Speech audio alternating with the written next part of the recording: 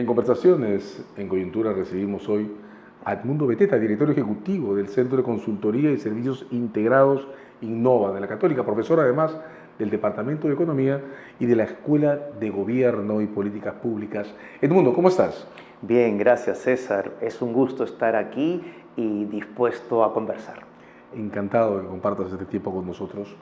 De todas las cosas que has hecho a lo largo de tu carrera, hay una que provoca esta conversación, tu paso por la jefatura del CIS.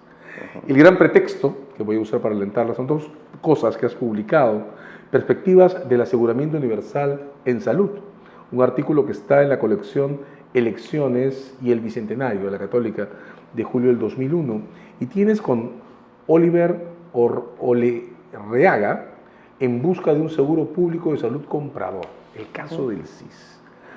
Edmundo, queremos enfocar tu experiencia en el CIS desde el punto de vista de la igualdad. Al abrir el Perspectivas, dices lo siguiente: en las últimas décadas, si bien los principales indicadores de salud agregados del país mejoraron junto con el crecimiento económico y los esfuerzos del Estado, quedó como tarea pendiente reducir desigualdades en estos y en el acceso a servicios entre población de distintas características como nivel socioeconómico, etnia o localización. Correcto. ¿Cómo ocurre esto? ¿Cómo puede pasarnos en el país que el periodo de crecimiento intenso que sigue a la transición del 2000 provoque al mismo tiempo indicadores agregados que muestran mejorías a nivel de gasto, a nivel de mortandad, por ejemplo, y sin embargo las brechas de desigualdad se hayan multiplicado al extremo que lo mostró la pandemia? Así es. Primero, es bueno que repasemos algunos pocos hechos. El Perú, paradójicamente, tiene un conjunto de noticias que parecen buenas. Uno, mejoras en la salud materno-neonatal en promedio. La llamada esperanza de vida aumentó en los últimos 20 años de aproximadamente 60 años a 76. Pero empieza a surgir el tema de la desigualdad. No es lo mismo vivir en Lima que en Huancavelica, porque la diferencia en la vida promedio a la que se puede llegar es la misma que existe entre un país europeo y uno africano. Entonces, las mejoras no ocurrieron por igual para todos. Estas mejoras han sido resultado en parte por el crecimiento económico, en parte porque el gasto público le puso énfasis a estos programas de salud materno-neonatal, cuidado del niño, pero en el camino ocurrieron varias cosas. Primero, sí había crecimiento del presupuesto y de hecho en los últimos 20 años el presupuesto público en salud ha crecido a 10% anual. A ojo de buen cubero, en 2009 el presupuesto era de un poco más de 7.000 millones de soles, me refiero al sector público que está a cargo del Ministerio de Salud y los gobiernos regionales. No es salud, pero es el que está pendiente, en teoría, de la mayor parte de la población peruana, como seguiremos en un momento. Y ese presupuesto pasa de más de 7.000 millones a mucho más de 20.000 millones a partir de 2019. A pesar de eso, se mantienen las brechas de acceso a los servicios, además de las brechas de equidad en resultados que ya te he explicado en términos de esperanza de vida. Las diferencias en anemia entre regiones también son impresionantes. Un tema de acceso fundamental. La gente como ciudadanos, ciudadanas, necesita que cuando se enferma tenga acceso al derecho de atenderse. Una persona que se enferma, según el INEI, en el Callao, de total de enfermos, el 60% logra atención. En Puno, apenas 29%. El promedio nacional de médicos por 10.000 habitantes, son formas de medir a nivel internacional, es 19. En Azángaro, 4. Otra vez vuelvo a Puno por razones que tú entenderás. Por supuesto. Entonces, las diferencias son muy fuertes. El crecimiento del presupuesto no ha logrado paliar estas desigualdades. Te voy a dar otro ejemplo que a mí me parece súper fuerte. Se supone que el principio ético más importante que se conoce en el mundo desarrollado sobre la política de salud es el siguiente. Cada persona debe contribuir económicamente según su capacidad, pero cuando las personas se enferman deben recibir la atención médica según su necesidad. Pues en Perú ocurre algo terrible.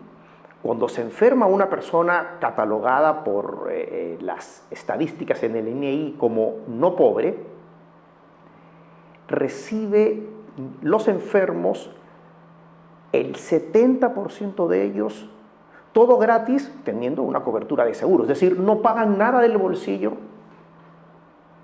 cuando se enferman, el 70%. Si siguiendo los datos del INEI, una persona pobre o personas pobres se enferman, solo el 37% recibe todo gratis.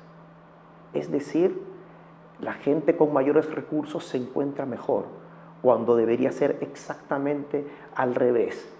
El sistema de salud debería garantizar equidad, universalidad, ciudadanía. Lo que estamos ya notando acá es que hay ciudadanos de distinta clase.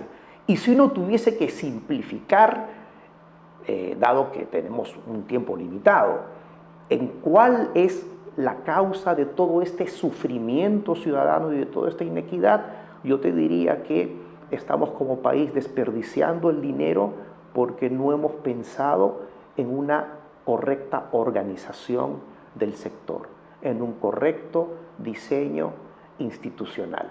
De manera muy simple, se están validando ciudadanías de distinto tipo, diferencias entre lo urbano y lo rural, diferencias en el acceso al derecho a la salud entre personas dependiendo de su nivel socioeconómico. Tienen mucho mejor acceso quienes están siendo cubiertos por seguros privados, un acceso ya con dificultad para las clases medias, principalmente trabajadores formales y sus dependientes, que son aproximadamente 10 millones de personas en e-salud, y la gran mayoría de la población, 20 millones, cuando se decidió desde 2019 impulsar una masificación del aseguramiento, se encuentran afiliados al Seguro Integral de Salud y son quienes presentan las mayores carencias. Se van generando categorías de ciudadanía y eso definitivamente no es deseable. A eso se le denomina un sistema de salud segmentado, cuando eso no debería darse. Segmentado, con defectos de asignación de recursos, que es lo que está diciendo, profundamente desigual en sus resultados. Tú dirías, pensando en el ciclo que revisas en estos textos, el periodo que llega hasta el 19-20, básicamente, ¿tú dirías que dentro del Estado peruano tenemos la posibilidad de abordar este estado de cosas de manera concentrada, ensayando una reforma orgánica, o nuestro nivel o nuestros espacios de toma de decisiones están demasiado dispersos ahora para poder concentrar una ofensiva clara destinada a los y las ciudadanas? Muy buena pregunta. Lo que la experiencia internacional nos ha enseñado es que el funcionamiento de un sistema de salud depende de una buena organización con un liderazgo claro. ¿Qué necesitaría el Perú?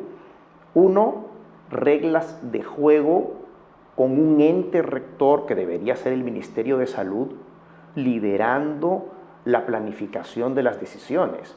Poder asignar los recursos más equitativamente, que no existan estas disparidades en presupuestos entre regiones, en dotación de médicos, enfermeras, auxiliares entre regiones.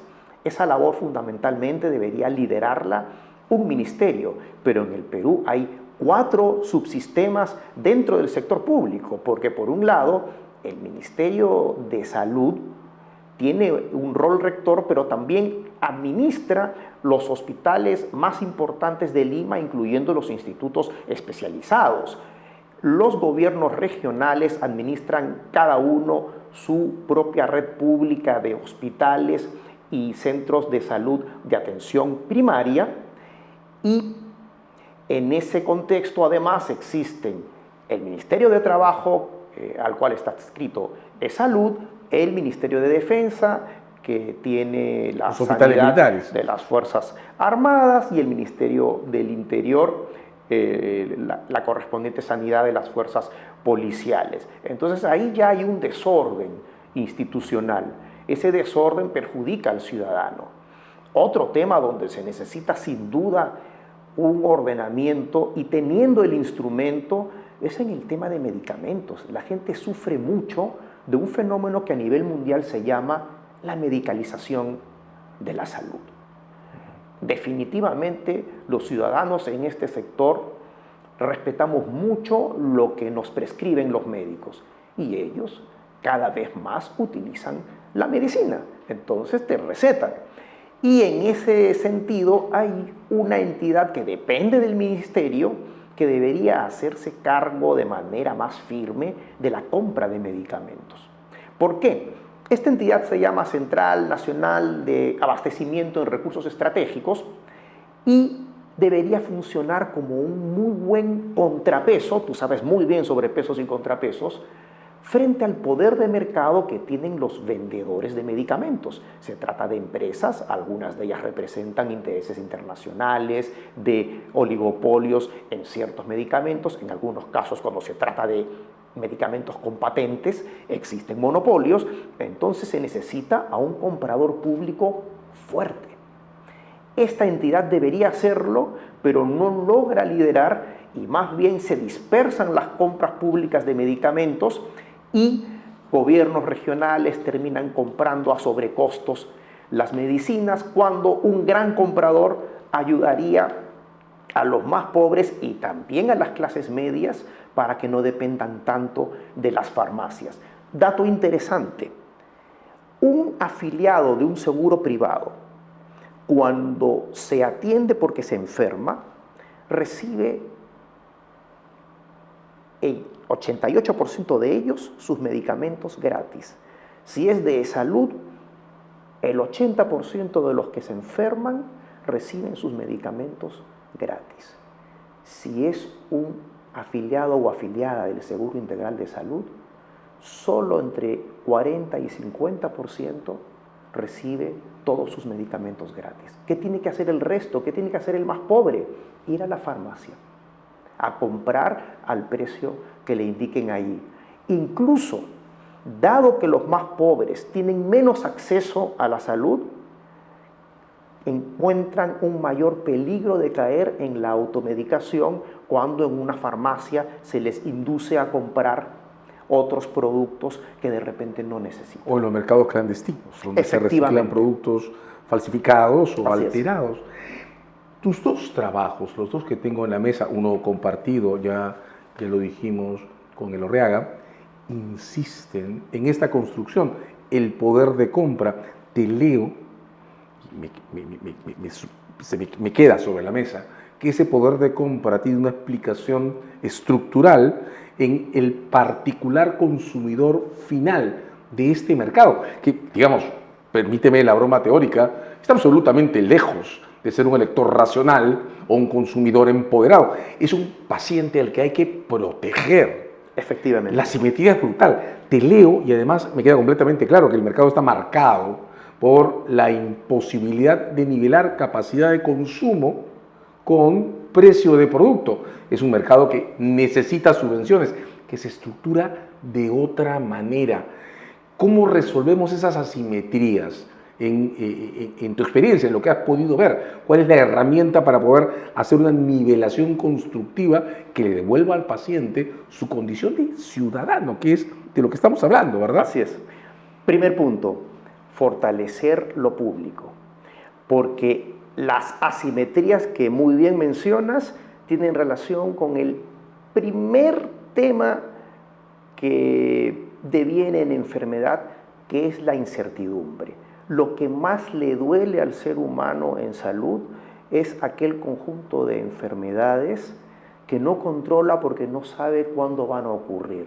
¿En qué momento se gatilla un accidente, una situación violenta, una enfermedad contagiosa, una enfermedad crónica? Algunas provienen de estilos de vida, pero son detectadas tardíamente. Volveremos sobre ese tema en un momento. El punto es el siguiente: como hay incertidumbre y riesgo, unos somos más propensos que otros a enfermar.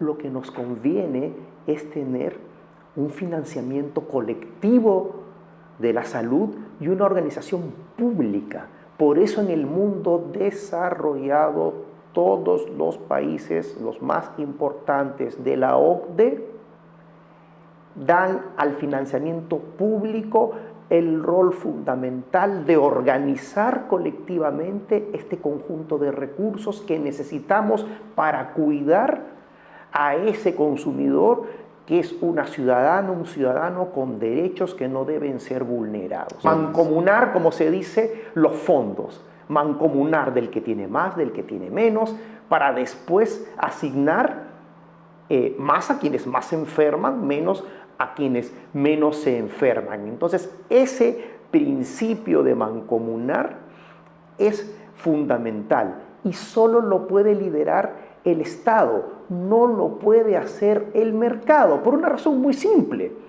El mercado, en una legítima lógica de lucro, va a darle prioridad a solo un segmento del mercado. ¿A quiénes? A aquellas personas que, teniendo necesidad por enfermedad, tienen una capacidad de pago.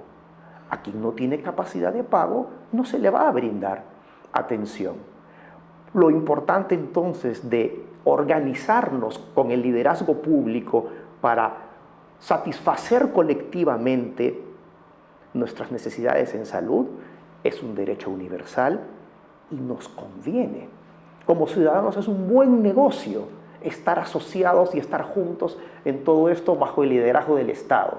Y en términos de ciudadanía, tú lo sabes muy bien, es tremendamente importante. Entonces, la clave pasa por ahí y por eso creo que, volviendo al primer tema que planteabas, esto se resume en tener un Ministerio de Salud potente, en hacer las tareas fundamentales y en tener un solo seguro público de salud y no dos como existen hoy, orientados a distintos segmentos: es salud para la población formal, el SIS para la gran mayoría de informales y personas sin empleo, y los segmentos pequeños de las sanidades de Fuerzas Armadas y policiales. Integrar es una buena idea. Voy primero al tema de la importancia del ministerio y después al comprador. La importancia del ministerio la quiero graficar con un ejemplo del que tal vez conversaste con Jaime Saavedra anteriormente. Así como existe en la institucionalidad de educación una SUNEDU, en salud también existe una entidad de nombre SUSalud, Superintendencia en Salud. No existen en Perú ni siquiera estándares mínimos de licenciamiento de hospitales, centros de salud, consultorios, sean estos públicos o privados. Con lo que SUSalud no ha hecho nada de eso. No estamos protegidos ante la calidad del servicio, entonces. No estamos protegidos y por eso existen, incluso en el sector privado, muchos establecimientos que son informales y prácticas en las cuales se pone en peligro la vida de la gente cuando existen estas derivaciones donde algunos profesionales No necesariamente la mayoría, pero algunos de pocos escrúpulos derivan a las personas a centros privados donde no necesariamente existen las condiciones de higiene. De hecho, hay mucha gente que muere porque se infecta dentro del hospital o dentro de la clínica en la cual se internó. Lo quiero vincular con el tema del comprador. Cuando estuvimos en el Seguro Integral de Salud, inventamos una nueva forma de relacionarnos con los hospitales públicos a los que les traspasábamos presupuesto. Les decíamos, para defender a los ciudadanos, vamos a aprovechar que tenemos intereses contrapuestos. Ustedes son hospitales que quieren más dinero y más presupuesto. Yo soy un seguro público que quiero más bienestar para mis afiliados y quiero que los traten mejor. Entonces, ¿qué tal si les doy un premio si la gente se infecta menos dentro del hospital? Ustedes pongan la meta. Ustedes pongan la meta sobre cuánto esperan reducir el próximo año las llamadas infecciones intrahospitalarias. Y puede parecer muy técnico, pero es súper básico. Si una clínica funciona razonablemente bien, si un hospital funciona razonablemente bien, vas a encontrar un mínimo de higiene, asepsia en la forma de tratar a los pacientes, van a esterilizar ciertos productos para desinfectarlos, van a renovar adecuadamente, por ejemplo, jeringas u otro tipo de insumos que son desechables. Todo ese manejo influye directamente en la vida de las personas.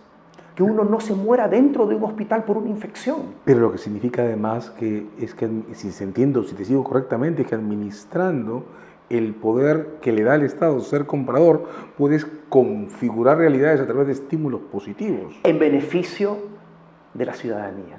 Ese es el modelo. Déjame hacerte una última Ese pregunta. es el modelo que ya se sigue en países desarrollados y sigo pensando que es el futuro para el Perú.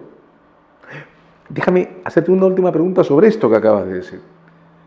Eduardo Rayanta, alguna vez en esta misma sala, nos decía que desde su punto de vista, la única forma de impulsar reformas en este momento consiste en generar coaliciones ciudadanas que las reclamen. ¿Crees tú que los y las ciudadanas que contemplan y padecemos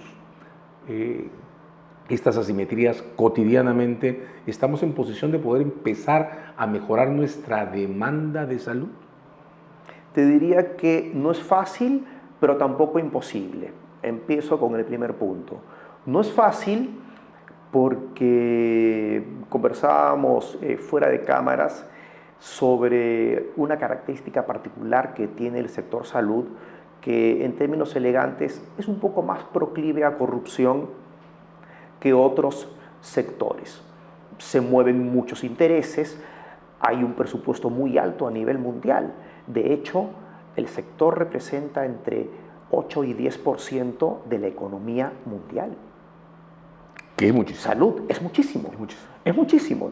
Hay además poderes oligopólicos, fabricantes de diversos tipos de productos en el sector que tienen lo que llamamos poder de mercado y las asimetrías de información que le dan ventajas a unos sobre otros. Entonces, en la situación cotidiana que padece una ciudadana o ciudadano pobre que está haciendo cola en un hospital público, se ha amanecido, está desde las 3, 4 de la mañana y le dicen, si te quieres atender más rápido, dame un cariño. O si te quieres atender más rápido, ve al frente donde el mismo doctor te va a atender. Te va a cobrar un poco, pero... Va a ser más rápido. Pero te va a mirar, va a ver tu problema. Algunas personas ante esas situaciones denuncian, otras no. Y no lo hacen porque, como tú muy bien dijiste, este ciudadano no es un soberano. Está bajo la condición de la enfermedad, se le llama por eso paciente. Está en una situación de vulnerabilidad muy particular.